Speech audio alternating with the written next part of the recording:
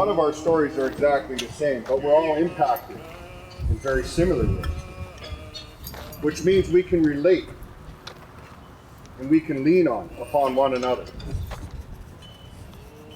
That's the biggest value of humanity. It's to uplift one another. What you just heard was Shawn Decaire in a clip from the Walk With Me project. He is here with us today in the Shaw Spotlight studio, along with the director of the project, Sharon Karsten. Welcome, good afternoon. Sharon, can you tell us a little bit about the Walk With Me project? What does it mean? Yeah, the Walk With Me project is a community action and research project really wanting to raise awareness and create change around the toxic drug poisoning crisis. So what that looks like is sitting in circle with people with lived experience of the crisis and frontline workers and family members. And through ethics processes, we are gifted stories about the impact of this crisis in these small communities in Campbell River and in Comox Valley.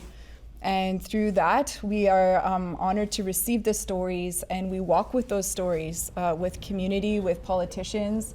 And so it's been a huge honor over the last 2 years to walk with people and to hold these stories, these very powerful stories.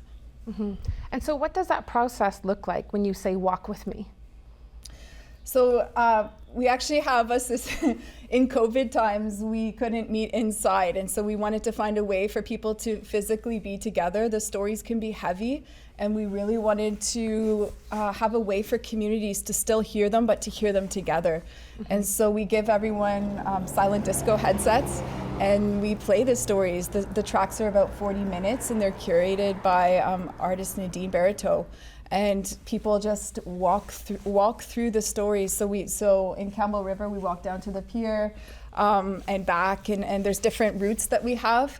And as you're listening, you're walking, which allows people to process and sort of come to terms with the heaviness of the stories, but also the lessons, the teachings that they offer. Mm-hmm. And so you feel that when people are walking, that's part of their process of hearing the story? It's part of a community solidarity process. It's part of a social change process. It's part of a listening practice and just putting people in a space where they can listen. Mm-hmm. And then we are honored to sit in circle with people afterwards, where they share about their own journey and walking and their own response to the stories. And again, those circles can be heavy as people are remembering loved ones who have passed, but also hopeful in that people are coming to terms with the crisis and the need for social change. Mm-hmm. So what would you say your intention is of the project? Community change, social change, systems change, political change. We want all of this, and we are so honored that people share their stories with intent to make change. Mm-hmm. So yeah, to have politicians next to people who told their stories, some of whom are unhoused, is hugely powerful. Suddenly those voices can make change, those stories can make change, whereas otherwise often these voices are underheard, underacknowledged. Mm-hmm. And Shawn, tell us a little bit about your part in the project. My part was more of a cultural background for Walk With Me. Being the one that runs the shop, and I'm connected to a lot of the homeless people, to be a cultural member of the Lickwickdale people here, it allowed me to come in to welcome not only to the traditional territory, but to also have lived experience both within the illicit drugs and homelessness. Mm-hmm. So how did you have folks come and be a part of the Walk With Me program and tell their story? How did you get folks to come and share their stories with you? Mm-hmm. Well, first, I just want to say that our team was so honored to be welcomed onto Likwitao territory, and we have grown to include members from this territory, and that has been a huge, huge, beautiful growth that we've undergone as a team. But yeah, we were invited, and Shawn invited us, as well as the community action team. Gwen at the community action team was very instrumental in connecting us. And then as we grew in the community, we also partnered with the art gallery, which became kind of our home base. and the Coalition to End Homelessness. And so there's kind of a snowball effect, and we're just honored to have been invited. But we always like to work through relationships. So people who told their stories were invited by our community partners. Okay, so Shawn, would you be one of the community partners? Yeah, so with the society that I work for, Liquid Family Life Society, we run Quisa Place, which is the place for the homeless or less fortunate to come shower and do laundry. With that, we also did some of the recordings for the Walk With Me, including my own story in Quisa Place in the back room. And that's where all our patrons kind of attended it and went to.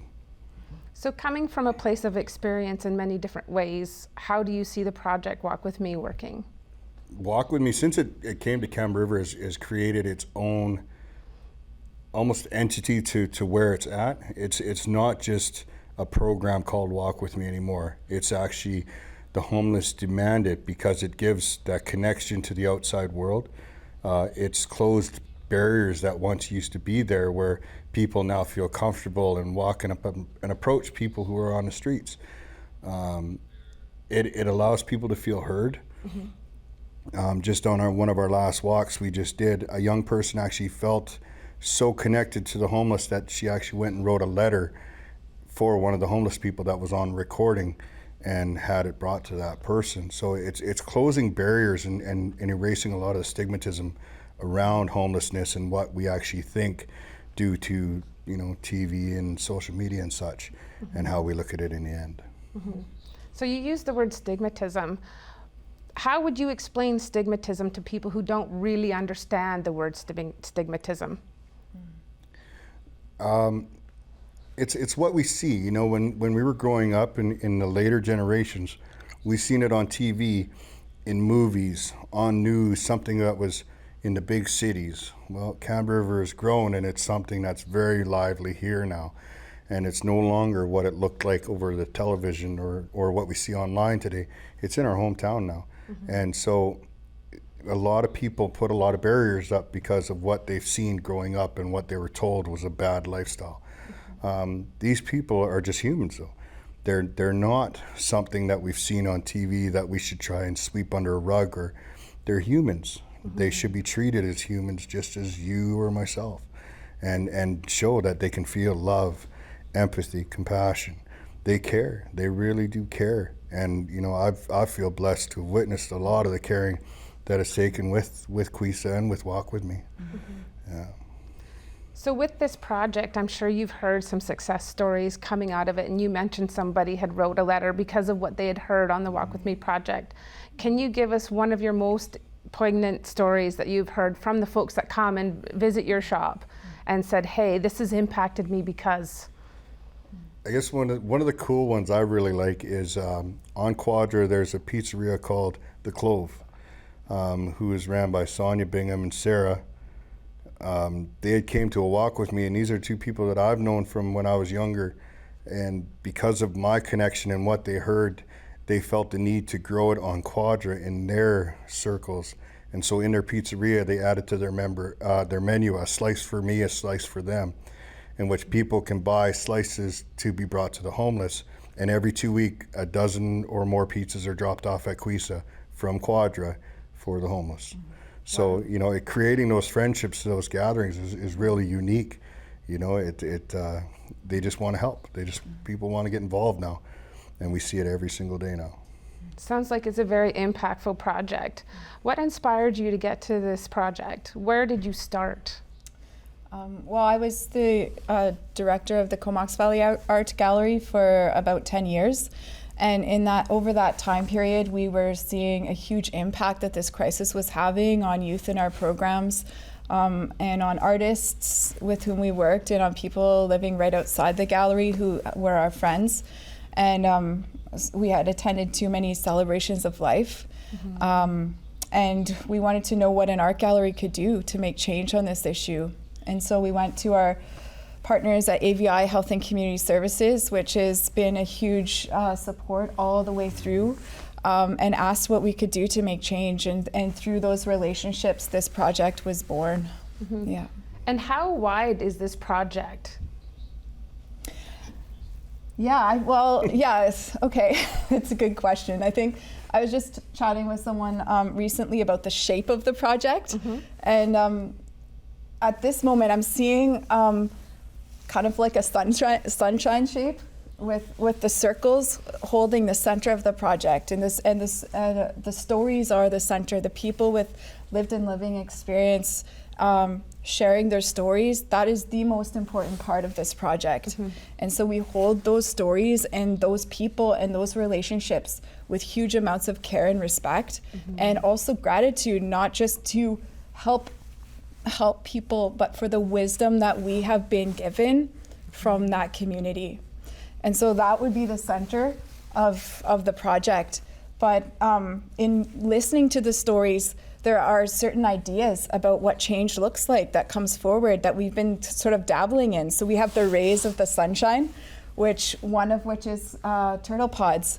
And so we've sort of created this mobile structure that, based on what people said that they needed, that is really, it's not a cure for homelessness in any way, shape, or form. But what it does is just keep people sheltered, give people a sense of belonging and a place to put their belongings.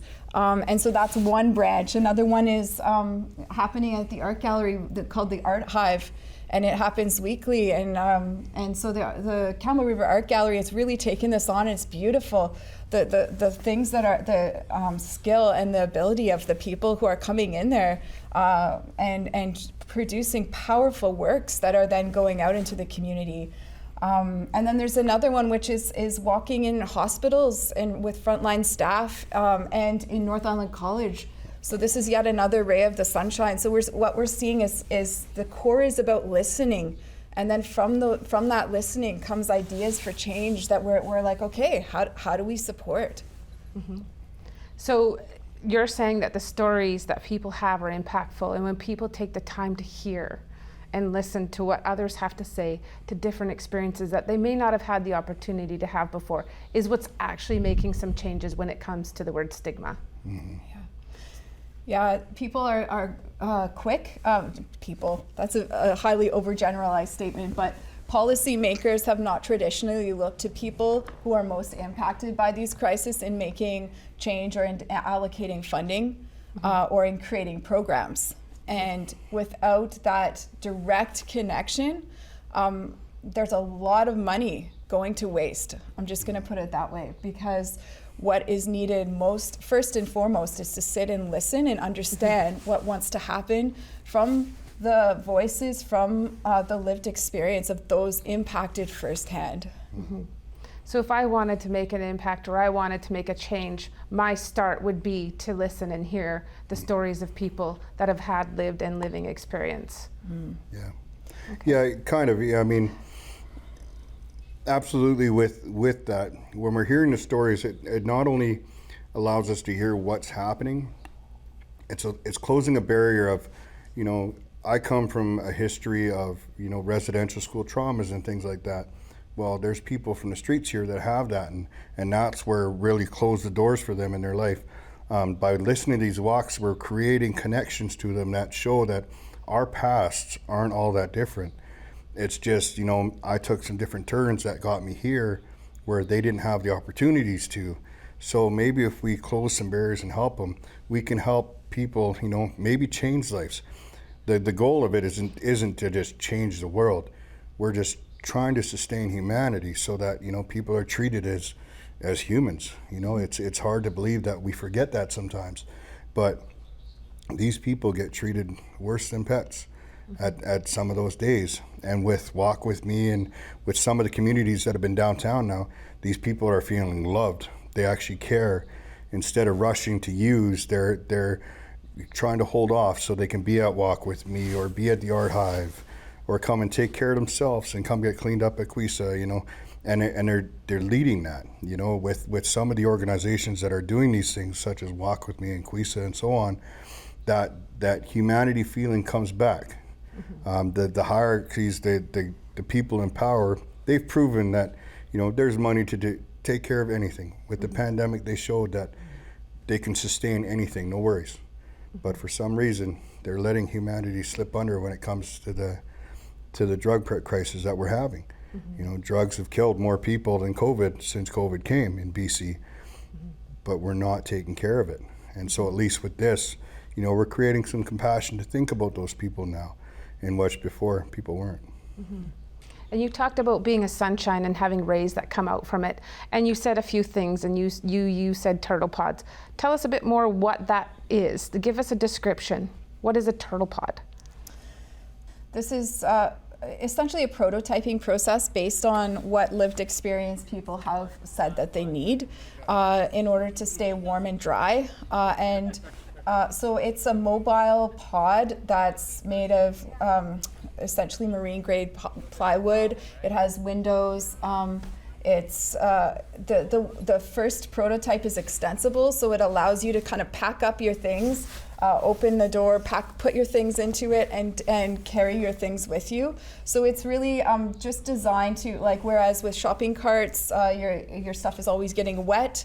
Another key issue people spoke a lot about is having to pack up first thing in the morning, and what that looks like when your tent is in and all your things need to be, you know, cleared of a space in a very quick time frame. So this is really designed, it's mobile so that people can pack up quickly and move, and compact. So we have one prototype that's been created, and that was Werner Karsten, as well as Shawn and Darcy feeding into the design, and then Shawn created the imagery on the outside. It's very powerful work, and we are in the process of cranking out more prototypes. So you're describing something that's movable by human hands, something that if you need a little bit more space, you can create a little more space. You're not feeling like you're stuck in a box, but you're sheltered. Yeah. So you're in almost like a turtle shell. Yeah. Okay. Absolutely. Yeah. It's like Sharon said before, it's something that we've created not to end homelessness. You know, this is a lot of people that we've seen in social media's world. They're like, oh, is this their solution? And no, it's to sustain life. This past winter, we had snowfalls. We've seen more snow on the island this past winter than I've seen in many winters. And people's tents were getting crushed. You know, people were really struggling through the winters. With a turtle pod, the weight of the snow won't impact them. It does have air vents to breathe. There is a way that you can put a tea candle to heat it. You know, it's something that can actually shelter you and protect you. Not only that, we live in lands where there is bears and wild animals. People have had bears come ripping through their tents while they're sitting in them. This way that won't happen. Unfortunately, even though this is beautiful Cam River, there is some vandals out there and people who are sleeping are getting stoned in the middle of the night and being attacked. At least with this, they got some protection from that. And so it's not that we're trying to fix homelessness, we're just trying to sustain people now to get them until they're ready to do the work for themselves, to get them into homing and sheltering and getting clean. But you know, again, everybody deserves the right to be sheltered. So this is one of the steps in the right direction. And this is stemming from the project and what the people are saying is useful for them. What were the other parts that you felt were coming from folks that were saying, these are the things we need?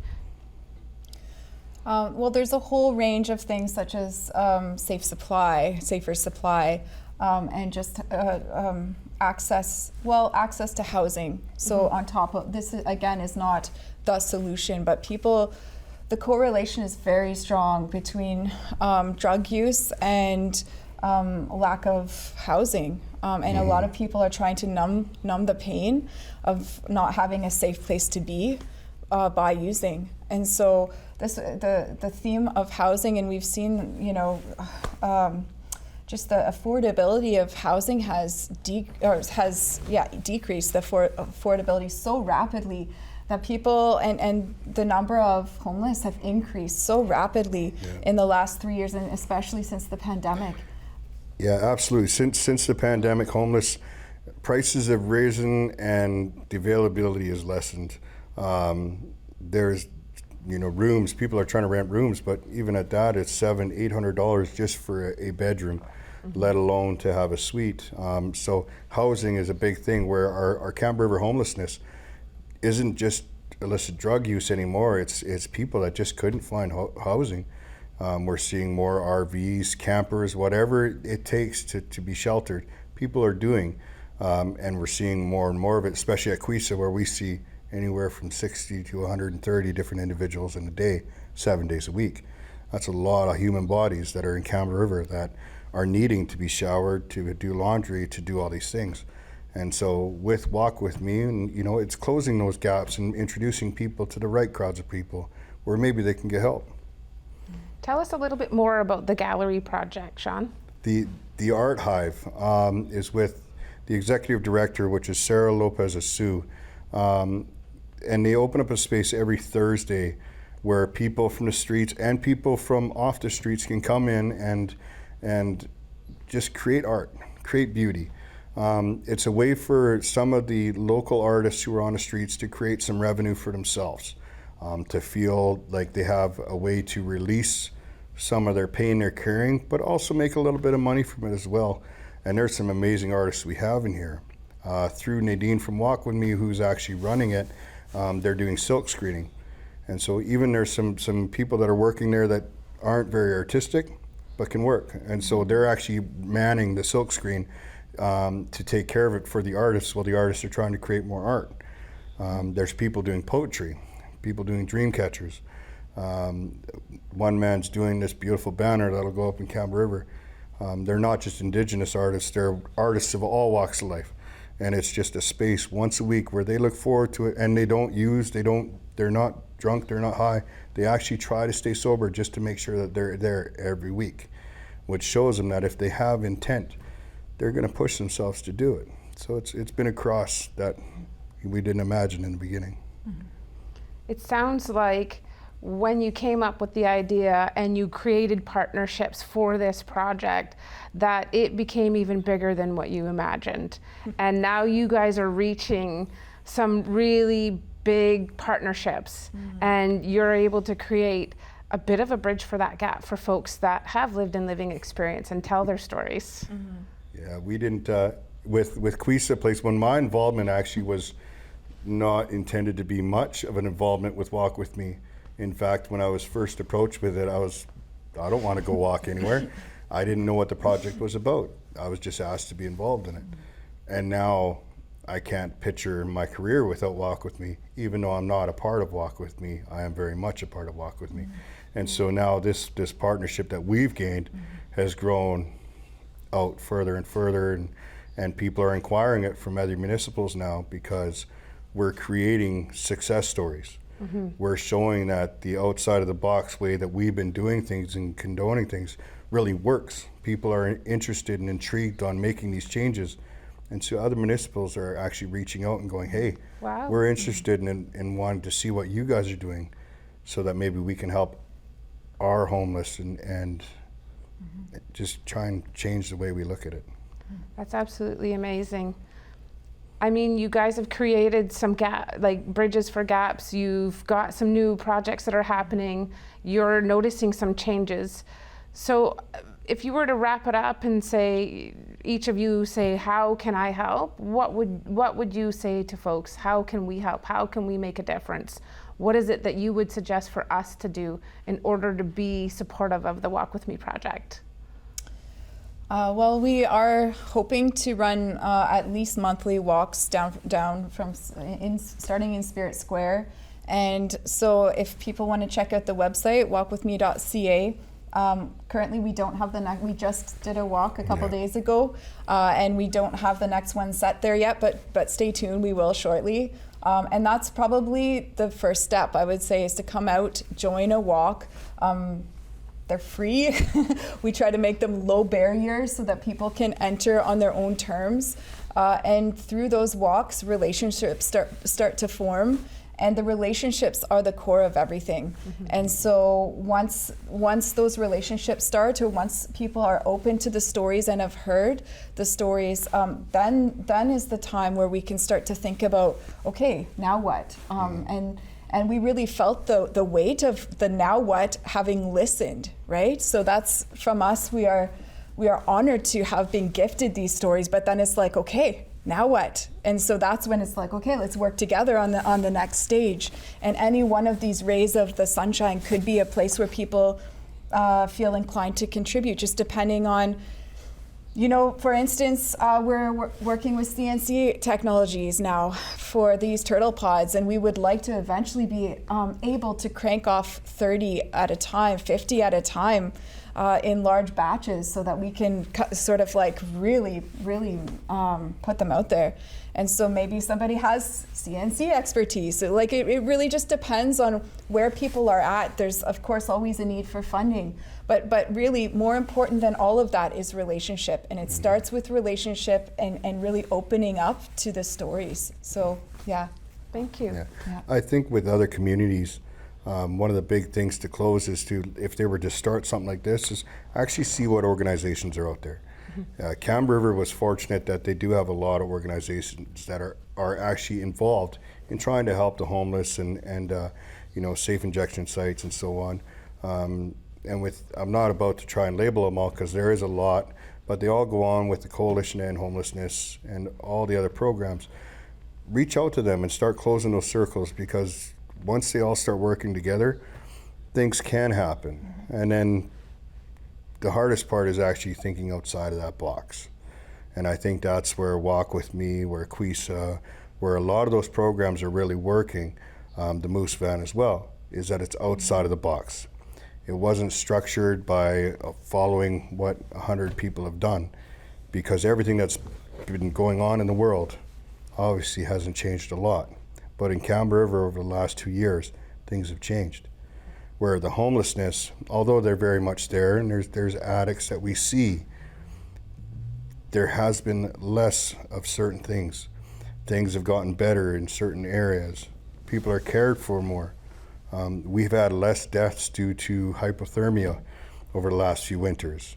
You know, we've got people caring for one another a little bit more.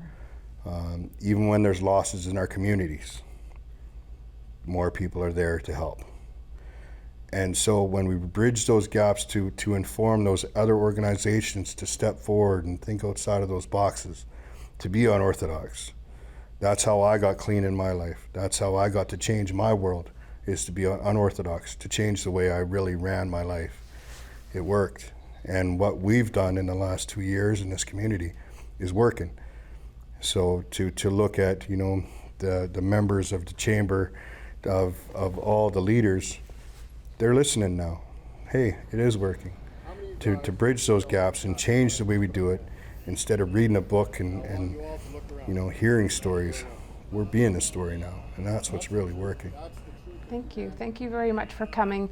And how can we get a hold of you guys? Just visit our website, walkwithme.ca. There's a contact form. It comes right to me, so please give us a note if you'd like to become involved or have more questions or thoughts about the project. Love to hear them. Again, thank you both for coming, and thank you for watching. Hey.